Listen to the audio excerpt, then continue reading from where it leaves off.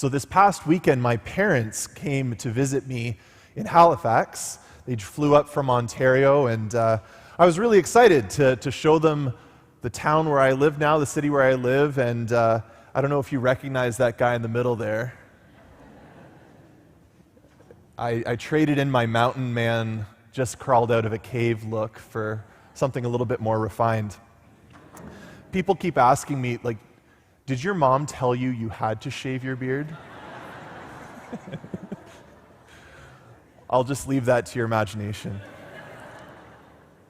But I was really excited to show them around Halifax, and it was great for them to come up. But then, of course, we got hit by the snowstorm shortly after they landed, which is okay.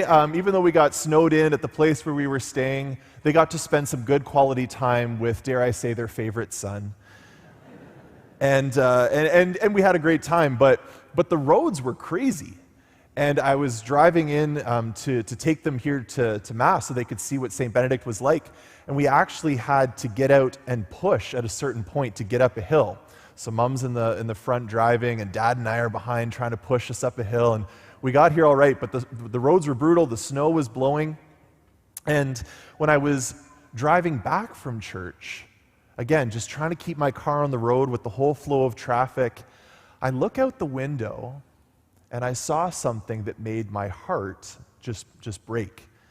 There was a man who was homeless and was panhandling on the side of the road.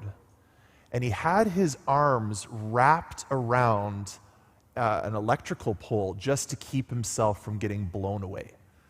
And he's just gripping onto this for dear life, and the look on his face, again, I just saw him for an instant as I was driving by, the look on his face was just one of pure agony. And my gut just constricted. It was like this wave of compassion just hit me, because no one deserves to be out in weather like this. And I'm sure there's been times where you've seen the suffering of others, and you also have had this impulse in your heart to go out to them, right? It's no surprise that in Halifax, in our economy, a lot of people are struggling to make ends meet, and a lot of people are losing that struggle. Homelessness is on the rise. There's almost 1,000 registered homeless people in the HRM, which is a 50% increase in just 2 years. And that's just the ones that are registered. There's lots that aren't. Nova Scotia has the highest poverty rate in the country, with almost a third of people struggling to meet just their basic needs of life: food, shelter, electricity. And I'm sure you've also experienced this sense of compassion that you have when you know someone who's physically in pain, that either because of illness or injury, whether it's big or small, there's some kind of damage done to the body, and they're in pain.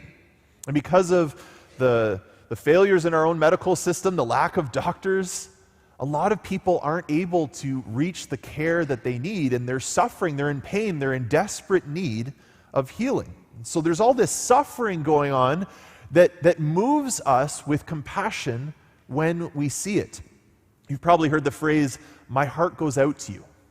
Maybe you've heard it said to you, or maybe you've used it yourself. My heart goes out to you. And there's something natural about that. There's something normal for a human being to see another human being in suffering, to have their heart move outwards, to go out to them.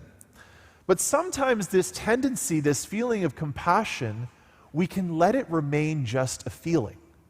We don't actually do anything with it. And this can happen for a lot of reasons. Maybe because we don't know how to help. We don't know what to do. We don't know how to actually stop the suffering of the other person. Maybe you've tried posting about it online, and you feel maybe a little bit better, but you know deep down, I didn't really help anyone, even though it feels like I did something. We can also be overwhelmed by all the suffering facing us. Homelessness, world hunger, all the people that are sick and suffering, and it's like, I don't know what to do. I'm not a doctor. I can't solve world hunger. What is one little person going to do in the face of all this suffering? I don't know what to do with this compassion. And even worse, sometimes we suppress that feeling of compassion because we don't know what to do, because we feel like we can't help, it hurts too much to care, and so we try not to care at all. We push down that feeling of compassion, and a coldness or a hardness of heart can come where eventually we don't even see suffering at all. We try to turn a blind eye to it. But God gave us compassion. God gave us compassion, not just to experience it internally, but so that it would take us outside of ourselves so that we could go out in action to the other person. And of course, the model of this, par excellence, is Jesus himself. Jesus, who sees a man with leprosy, and it says that he was moved with pity. And the reason that Jesus was moved with pity is because lepers went through a tremendous amount of suffering in that society. We heard about that in the first reading, all the things that they were required to do. Not only did they have all the physical suffering, the oozing sores, the disfigurement and the scarring in their body, the fact that their extremities, their fingers, their toes, their nose would fall off, many of them would go blind. It was an almost certain death sentence to be a leper. But they also had to go through immense social suffering as well. They were not allowed to live in the city with everyone else. They were kicked out of society, completely ostracized from their families because of fear of contagion. They couldn't own a job. No one would hire a leper. They had no way to provide for themselves. They were homeless, sent out of the city to live in the wilderness and to live off of the charity, off of whatever scraps people left for them. And so this leper would have been very used to people chasing him away. The best he could expect from people is that they would just ignore him and try not to make any contact with him. And yet he comes to Jesus. And Jesus is different because it says, moved with compassion for the man, Jesus stretched out his hand and touched him. Jesus didn't let his compassion just remain internally. Jesus allowed his compassion to move him outwards, to stretch out his hand and touch this leper. Jesus' compassion moved him to action, to reach out to this man who was in suffering, to reach out to him, to love him, to touch him. And as a result, immediately the leprosy left him and he was made clean. Imagine how amazing that would have been to see. Like the sores starting to close up, fresh skin growing over. Maybe fingers and toes starting to grow back. We have no idea how much an extent the leprosy this man had. But this man is healed instantaneously on the spot by the divine power of God being released from Jesus. And then, of course, Jesus was also providing for this man's physical needs, for his livelihood, because now this man could re-enter into society. Now this man could finally have a start at a normal life. Jesus gave him a fresh, new life. He helped him in so many ways with that simple touch of reaching out. And Jesus is the model then for us of how to use our compassion. Not to let it stay inward as a feeling that we just feel inside, but as something that motivates us to go out in action to love others, to help them in their suffering. You see, the compassion that you feel when you see others that are suffering, God gave that to you. It's not just so that you feel bad or guilty for no reason. No, it's designed to lead you outside of yourself, to move you into action, because compassion moves us to action. You are made in God's image. You're made in God's image. God created you in his image and in his likeness, which means that when you feel compassion, you're tapping into the heart of the God that made you. God also has this merciful, compassionate love for those who are suffering. You're tapping into his heart. You're connecting with your Creator. It's really profound in the fact that we're able to feel, that we're able to be connected to God in this way as image bearers of him. But when we read the scriptures sometimes, it doesn't match our experience of reality. Like, of course, when Jesus reaches out and touches someone, they're healed. He's Jesus. What do you expect? Right? He's the Son of God. Like, I'm not Jesus. I'm not the Son of God. So how am I supposed to let what happens in the scriptures impact my own life? Just last week, after Mass, one of the parishioners came up to me and he said, in the Bible we see the apostles, they have this power, like they're healing people, there's all these things happening. Why don't we see that same power in the church? And it's true, we don't see the same amount of healings that we do in the Bible. What's going on? Well, I want you to know that Jesus still has the power to heal people. Jesus is still healing people today, and I actually want to tell you the story of a pretty dramatic healing that I saw take place just a couple weeks ago.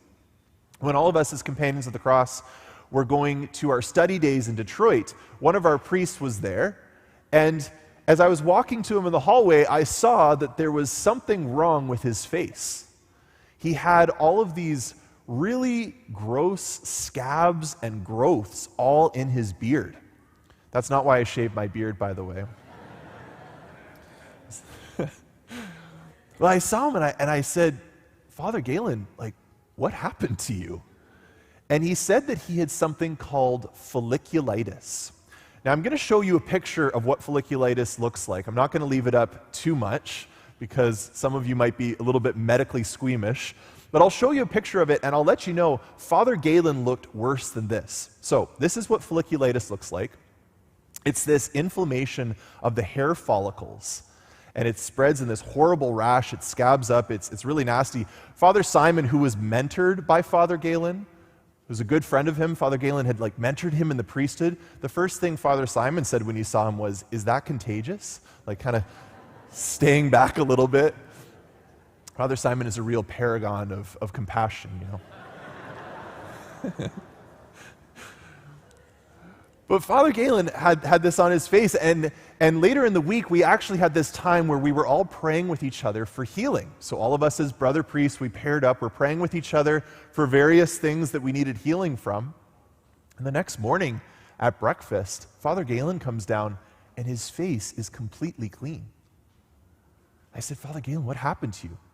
And as if proving a point, he's like, we prayed for healing last night. I don't know if you remember. I'm like, yeah, oh yeah. He said, in the middle of the night, all of his scabs fell off. All of his wounds healed up. It was like an instantaneous healing. The next morning, he was completely fine. Now, he was no leper, but it was certainly a pretty serious skin condition that Jesus healed just a couple weeks ago. So Jesus is still healing people today. And here at the parish, we have a certain expectation for that. That's why at our Alpha nights, we often will pray with people for healing. At our parish missions, we'll often do the same. But we also have an understanding that God is not just calling us to heal people supernaturally, but to go and minister to those who are suffering on a more natural level, that we are called to go out into the world to serve those who are poor, who are hungry, who are homeless, who are abandoned. That's why we have our homeless shelters operating in the parking lot. That's why we have ministries like SBP Cares, and SBP Outreach, and our St. Vincent de Paul group that looks for and identifies needs in our community and actually goes to them and serves them with what they concretely need. That's why, as a parish, we decided to donate 10% of our ordinary income, to set aside 10% of our ordinary income in order to serve the poor. And last year, we gave away $122,621 to take care of the poor in our community. This is what God has already been doing in our parish. And it's amazing that God is moving us in compassion to pray with the sick for healing and to take care of those who are suffering, the poor. But we've been talking a lot about our bold new vision, right? This series 2033. And we don't want to just rejoice in all the amazing things that God has already done, but we want to look forward to the future to see, where does God want us to grow? How does God want to take us even further?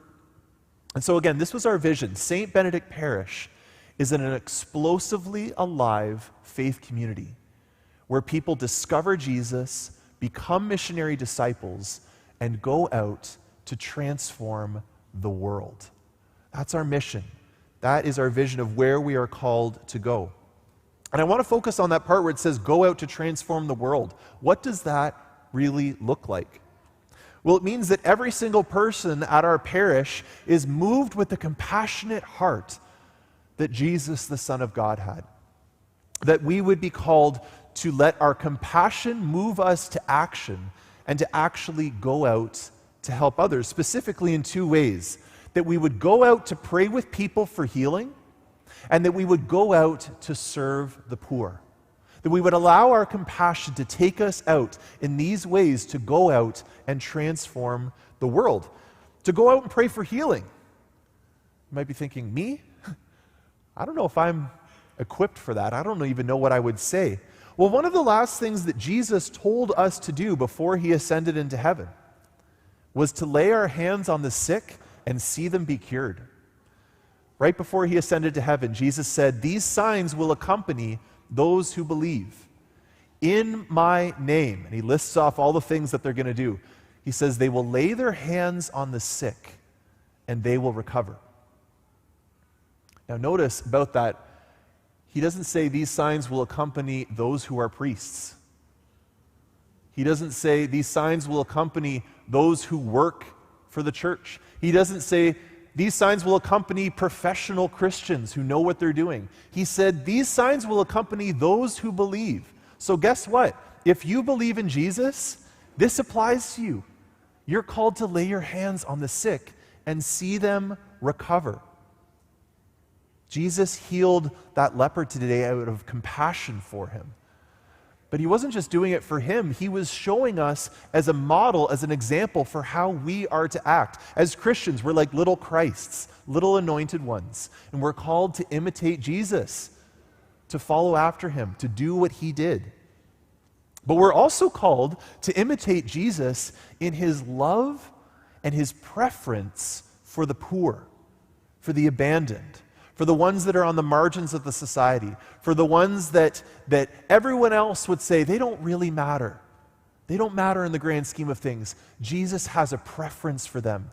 He has a compassionate love for them, and we have to model ourselves after him in that as well. To go out and serve the poor with acts of mercy, looking to Jesus as our example. Our SBP Cares ministry is always in need of help to make sure that the people in our community are being taken care of. People that we need to make meals for our shelter guests. There are so many different needs, and we need your gifts, your talents, your wisdom, your finances to be able to help those in our community that are suffering the most. What would it look like in our parish by the year 2033 if we were fully embracing this bold new vision? What would it look like? Well, I think every single parishioner would be tapped into the merciful heart of God. That our compassion wouldn't just be a feeling inside, but that it would move us to go out in action. That we would be hearing constant testimonies of people that had experienced physical healing at our parish because someone here prayed with them. That we wouldn't just say, when someone tells us how suffering they are, I'll pray for you. But instead we would say, do you mind if I pray with you right now? Can I put my hand on your shoulder and just say a quick prayer? That it would be a culture change where we would be used to this. That we would be praying with people even outside the church, with our friends, with our family, even strangers you meet. If you go into a coffee shop, you see someone with crutches and you're like, hey, I'm a Catholic. One of the things we do is we pray with people for healing. Is it okay if I do that right now? Why not? Why not see the dramatic healings that Jesus saw? He told us to do it, so let's do it. What would it look like if everyone in our community was known for our acts of mercy for the poor? Then when people thought of St. Benedict Parish, they thought, that's a parish that really serves the community, that really takes care of people, that really moves outward to help people that are in need. What if we had the team, the money, the resources, the strategies to take care of many more people than we currently are? What if we never had to turn anyone away, but everyone who came could be served and helped and reintroduced to life through the ministry that we offer here? What if people were so touched by our compassionate care for others, that they would be curious to hear about this Jesus guy that we claim to follow. This Jesus who, by his grace, that's the only reason we're able to do any of this in the first place. That other churches in our province, in our country, would be inspired by our example and would also seek to provide a special preferential treatment for those who are poor, as Jesus commanded us to do. This is what can happen. When moved by compassion, we go out to transform the world.